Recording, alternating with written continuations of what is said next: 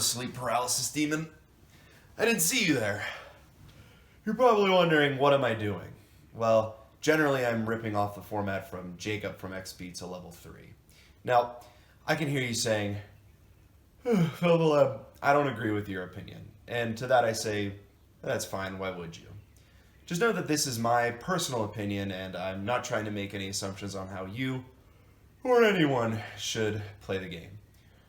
With that said, I hope you'll enjoy the video, but I gotta go back to sleep, become a rigid Cyclops drawing again, so I'll see you at the end screen.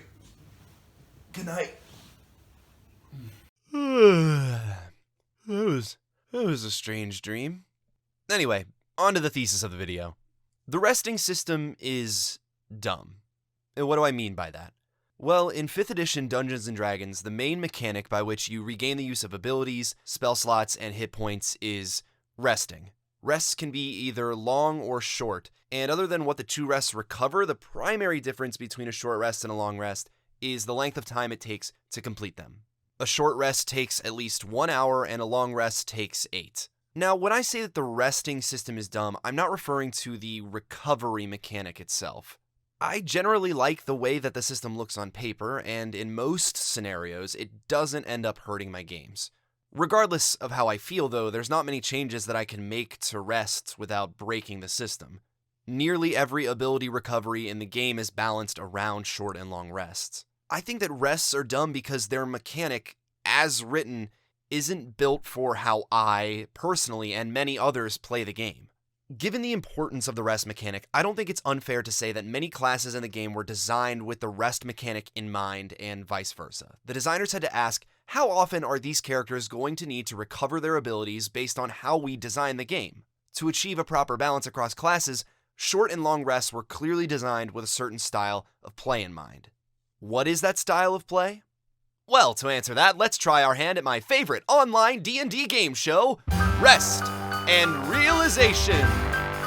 Hello, contestants, and welcome to Rest and Realization, the only game show where the answers don't matter, kind of like my opinion.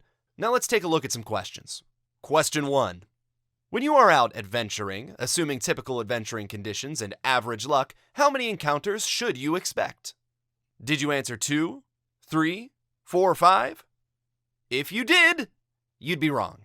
The Dungeon Master's Guide expects that you'll encounter 6 to 8 medium to hard difficulty encounters on a typical adventuring day. Didn't get that one? That's okay, we'll try another. Question 2. Over the course of a full adventuring day, how many short rests will your party likely need? Did you say 2? Then you're right! The Dungeon Master's Guide expects 2 short rests, approximately 1 2/3 through the day. Now, maybe you got those answers right, and if you did, congratulations, your car's in the mail. Anyway, of course there's absolutely nothing wrong with a playstyle that facilitates the proper use of the game mechanic. That's not my point. My point is that it's not how I play. If I consider an adventuring day to be a high-stakes, dungeon-like encounter, I can get pretty close, but generally I still fall within 3 to 5 encounters. I asked those questions to some of my followers on Twitter and found that the general consensus is that most people aren't keeping up with the number of encounters expected by the game. Check out this Matt Colville tweet finding the same thing. And as many of you have probably realized if you've ever played one before, this inconsistency can be a real problem for classes like warlocks, monks, and fighters whose designs are more focused around short rests. Without frequent short rests, you aren't able to utilize those mechanics in a meaningful way. If you've ever played a warlock and you've only had, one encountering per adventuring day, you start to wonder why you didn't just play a cleric or a wizard. Everyone's regaining tens of spell slots in between every encounter and you're recovering 2. This imbalance is only part of my particular frustration with the rest mechanic. It's in attempting to require more short rests to correct for this problem that I find myself challenged with some particular narrative constraints. For example, let's say that we are having a typical adventuring day, not a day with no combat, an adventuring day. The party is in a dungeon and we just finished our 4th encounter of the day around the 1/3 day mark. Now, according to the DM's guide, our party can expect to run into another 2 to 4 medium to hard level encounters, and the players need, not want, need to take a short rest. The players understand that. But how does that communicate through the characters, the fighters, the wizards, that are supposed to have real motivations, concerns, and personalities? Does everyone need to take a rest? If you do, can you justify taking an hour-long nap in, say, a cave full of unknown dangers or an enemy compound full of hostile enemies? And what you can do during that time is fairly limited by the rules, and none of them really fit what a reasonable character might do in those high-stakes scenarios. I mean, can you scout ahead, build defenses? Is that quote-unquote more strenuous than, say, eating, for example? I mean, the long rest rules are nice enough to include standing guard as a light activity, but they didn't include that in the examples for short rest. And even if your characters can justify a short rest in a dangerous situation, the natural instinct of the DM is to attach some sort of risk to the rewards associated with that short rest. Resting with impunity for an hour in a hostile situation doesn't really make narrative sense. What, are the goblins supposed to just let you chill out and play Jenga for an hour in the middle of their secret cave? And maybe that's the point, that the risk should be severe. However, if you're following the logic of the game as written, it's not the party's fault that they need to take a rest. So why punish them? Suddenly you're stuck with choosing between sacrificing narrative consistency or punishing your party for playing along with the game as it's written.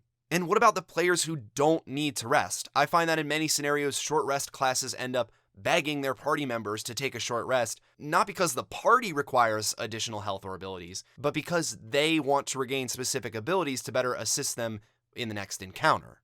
And when only one of your 5-character party has to argue for a rest when no one is that hurt, it's difficult to justify narratively for that character. Which is sad because it feels like you're punishing the player who wants to utilize their class in the way, again, that the system is designed for. Now, I don't think that the rules are necessarily broken. During non-adventuring days, the rules work fine, but here's my problem fully laid out. In dungeon crawls or hostile territory, full utilization of the resting system as written can create a really draining slog of combat scenarios. But if I don't create enough combat scenarios to require more rests, certain classes end up feeling underutilized. Then I'm stuck with a choice of letting my players rest despite the hostile scenario or punishing my players for needing to rest. It just doesn't sit well with me as it's written. So what can I do to fix this? Well, the variant rules seem a little too extreme for me. I mean, a short rest for 5 minutes and a long rest for an hour? So here's what I do. In what I will call a dungeon scenario, an adventuring day that takes place in a hostile environment with multiple encounters. First, I maintain the regular rules in non-dungeon scenarios. In a dungeon scenario, however, I will start with the assumption that the scenario is going to require some number of short rests, otherwise it will be incredibly deadly. I don't want my warlocks or fighters to feel as if they can't fully utilize their class. I want them to recover their abilities the way that they are supposed to compared to other classes. But I don't require 6 to 8 encounters per se. That's far too much combat for my taste and my ability. I'll just make some of the combats a little bit more difficult.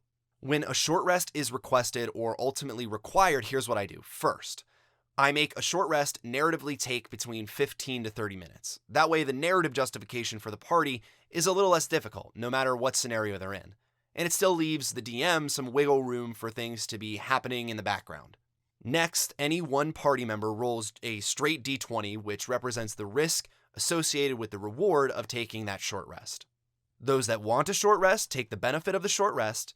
However, those that don't need one can choose to forego a short rest to mitigate the risks associated with resting. Now, perhaps this means scouting ahead or taking steps to protect themselves, analyzing the situation, or just straight luck. Each player who forgoes a rest makes a DM-appropriate check, all of which are added to the original d20 roll.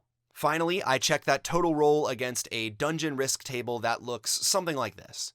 You'll notice that the lower the roll, the more severe harm to the party's goal. In this way, your party members that don't need a short rest can contribute to the total benefit of the group. I think this system incorporates the narrative risk associated with taking a short rest in a hostile environment. Of course, this table can be altered depending on the number and level of your party members, the danger level of the quote-unquote dungeon that you're in, or any other factors that you see as appropriate. Now, it's not a perfect system, but at least in this system, your warlock doesn't need to feel guilty for taking a short rest, and you can add some risk narratively instead of just throwing encounters to your party. In conclusion, balancing the adventure day for your party can be difficult. From what I've gathered, most groups tend to focus on a balance between combat and roleplay, and in doing so, run the risk of stifling the potential baked into certain classes.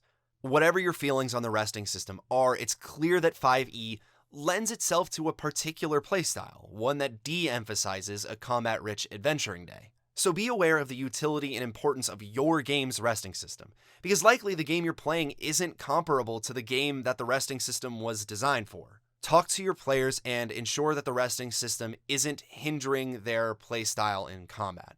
Make sure they don't feel pressured to underutilize their class, and if you're going to use a system like the one that I described above, make sure that your party is aware of the system that you've designed for them. In sum, don't take the system for granted. Just because the system is pervasive doesn't mean it can't be changed to fit your playstyle. Let me know in the comments what challenges you have with the resting system. I'm completely open to hearing what you guys think of my opinions. But I've spoke long enough. I think I'm just gonna take a little nap. Remember to like and subscribe, and I'll see you next time.